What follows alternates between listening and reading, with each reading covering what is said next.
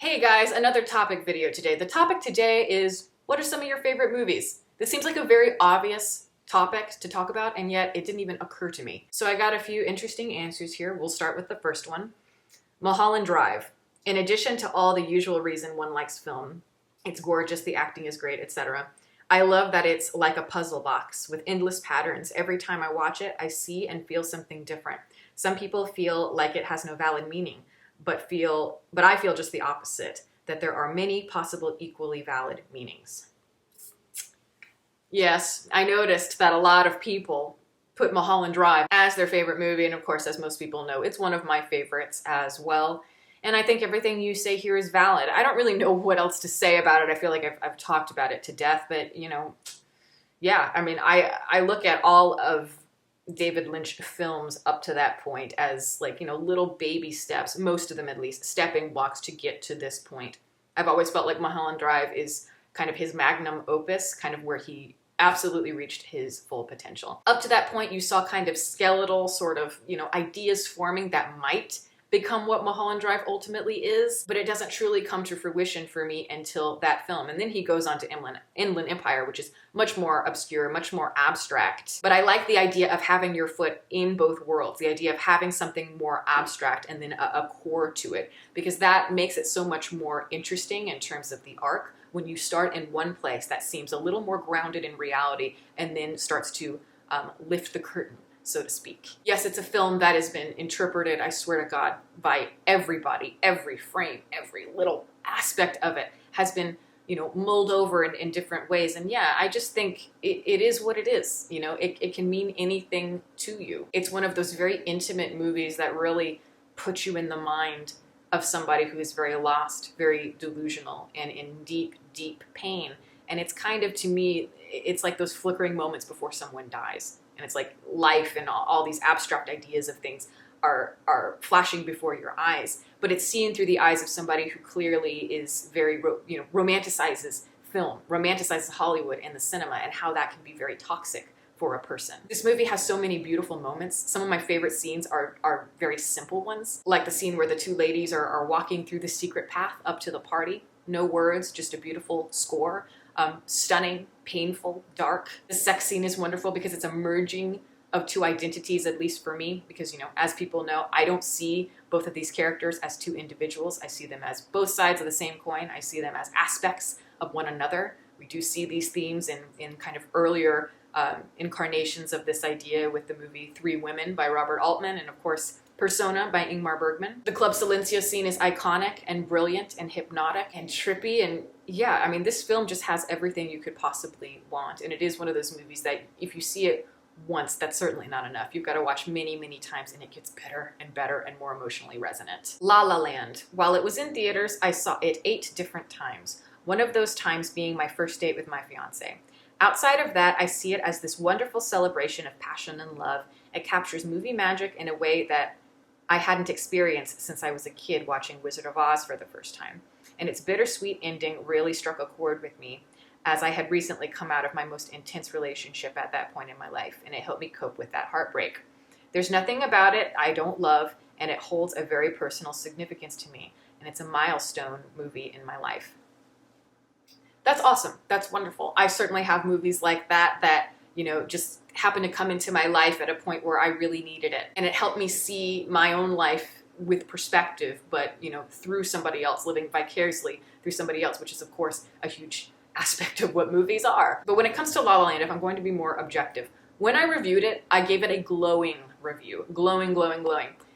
If I were to go back and do that movie again, I would be a little bit more critical. Actually, quite a bit more critical. I like the film. I really like Damien Chazelle. I think he is impeccable in terms of his skill, in terms of his knowledge of the cinema, American cinema. Everyone knows, even though I don't do a lot of reviews of this because I know it's not something that people are that interested in, my big genre and the thing I know the most about are those old Technicolor musicals and those old RKO musicals. And this film captures all of that in a way that I think would make the greats very proud. It would make Ann Miller proud, and Gene Kelly, Fred Astaire, Eleanor Powell, because there's a passion behind it and you can tell it really means something. There's real heart to it. That being said, aesthetically, yes, the detail and everything is extravagant and wonderful, and it works really beautifully together, but the love story for me leaves something to be desired.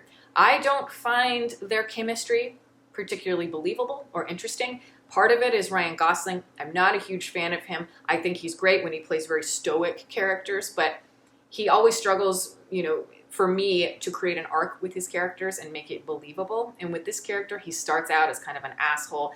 And, when he starts to fall in love with her, it just felt forced. And I don't find these characters particularly interesting when it's supposed to be a really deep and emotional love story at the center. I think what it's trying to be is it's trying to be very much inspired by Umbrellas of Schoenberg. But I feel like that film has a poeticism and a melancholy about it that resonates much deeper, and a lot of it is the music. So yeah, in that sense, it felt kind of like a second-rate Umbrellas of Schoenberg, but aesthetically, it's gorgeous, it's brilliant, and worth your time. The Shining. It was released the year of my birth. First watched it as a teen, then in my 20s and 30s, improves with each viewing. My sister and a few friends find it too disturbing to rewatch, but cannot explain their reasons yet. For me, it's too compelling to leave alone. Interesting that you say that, because I've heard that reaction a lot. A lot of people say, this movie scared the hell out of me and I can't figure out why. And I think a lot of that is because, well, a lot of people have emulated Stanley Kubrick since, of course, but I think at the time no one had seen anything like this. This is a movie that is so impeccably constructed in terms of the shots. Technically, it is a marvel. A film to me that is very difficult to interpret because it is very ambiguous. There's a lot of different things that you can read into, much like Mulholland Drive, but to an even more skeletal degree. And to me, the thinness of that at times leaves something to be desired when you compare it to other Kubrick works. But I adore The Shining. For me, yes, this is the one movie to successfully scare the shit out of me, because not many do.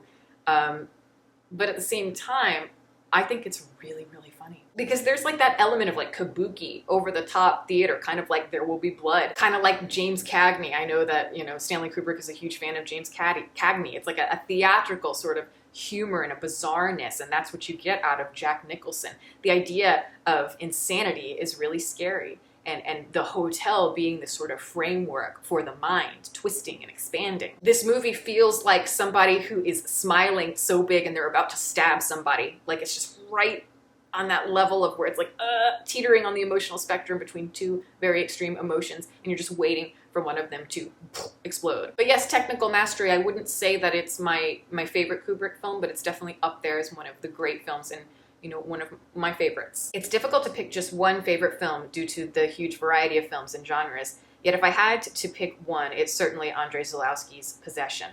The film may seem challenging for some due to the extremes it goes to, and it is thematically denser than one might expect from a supposed genre movie, which is a clever disguise. It treats both the personal and political through abstract metaphors, as well as the very concrete display of blood and guts.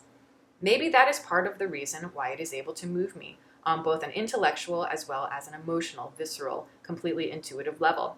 It has some of the most intense acting performances ever committed to film, and is made by people, filmmakers, and actors alike, in complete command of their craft. There is not a single frame or line of dialogue I would change or omit. It's an unparalleled artistic achievement, almost in a league or category of its own. What do I say? How do I add to that? That's wonderful. You should be a reviewer, honestly. Yeah, it's a hard movie to talk about. I reviewed it a year ago, and I was putting it off for like a month. I saw it, and I really didn't want to review it because it is very challenging, as you say, and it's a hard movie to figure out why it moves you. But what you say at the end here, how it's like, almost in a league or category of its own. Oh, it's totally in a category of its own. I know people try to put it in kind of like surrealist, psychological mind-bending horror or whatever. And I'm like, no, it's so beyond that. It so transcends any sort of genre. It is grotesque. It gets into your veins, in your bones, in your ligaments. It's body horror. It's trippy. It is so extremely visceral. And as you say, the performances in this film are amazing, like amazing.